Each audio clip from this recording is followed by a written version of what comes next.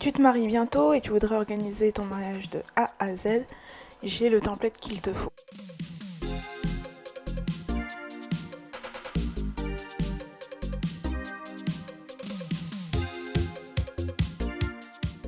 Tu es peut-être au courant, mais j'avais déjà créé l'an dernier un template pour organiser son mariage.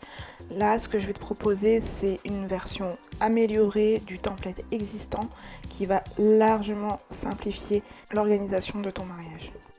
On a toujours la timeline, mais dans cette timeline, j'ai rajouté quelques petites nouveautés. J'ai utilisé des sous-tâches pour chaque jalon.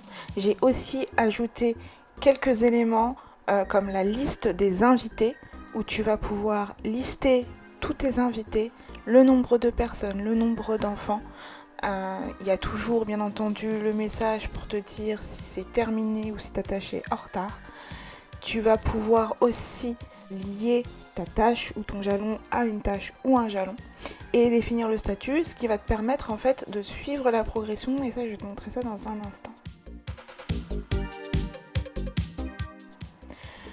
Dans la liste des invités, tu as le statut, savoir si ça a été envoyé ou pas, et si la personne a dit oui ou non. Vous allez pouvoir lister le nombre de personnes, est-ce qu'il y a des enfants ou pas, le nombre d'enfants, qui a invité cette personne, est-ce que c'est la mariée, est-ce que c'est le marié, en tout cas le futur marié.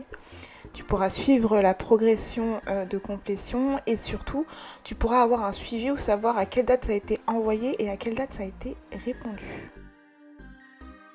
Revenons à notre jalon, donc on a également le budget qui a été revu, donc on a le statut, est-ce que c'est payé ou pas, le budget et le montant. Au niveau budget, dans les nouveautés, on a des alertes qui vont permettre de te dire si c'est une dépense qui est hors budget ou si c'est une dépense qui est imprévue. Donc ça c'est assez sympa et du coup tu peux ajouter la somme pour les deux éléments pour voir à peu près où est-ce que tu en es dans ton budget et si tu l'as dépassé de beaucoup ou pas.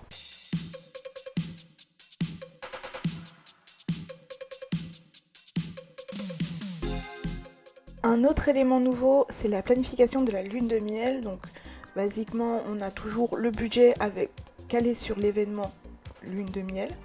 On peut choisir une destination, la période et lister les destinations que l'on veut potentiellement choisir.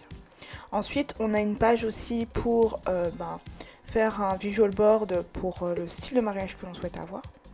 On a également un kit de survie pour la mariée et ça, je pense que ça peut être très utile.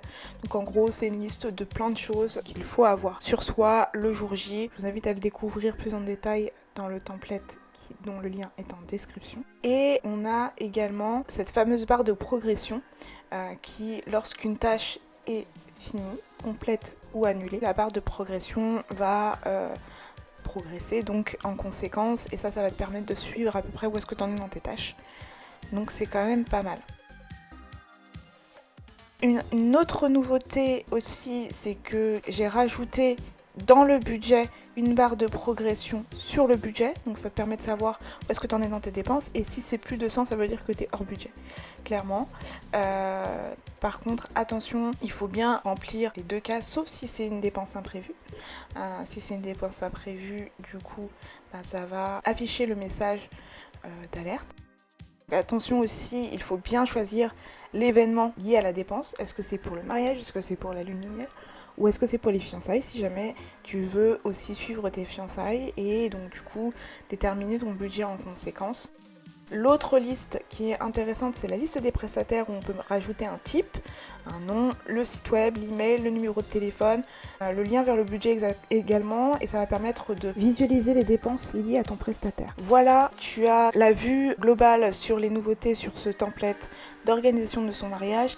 Tu trouveras le lien en description, n'hésite pas à me dire ce que tu en penses et je te dis à très bientôt pour une prochaine vidéo.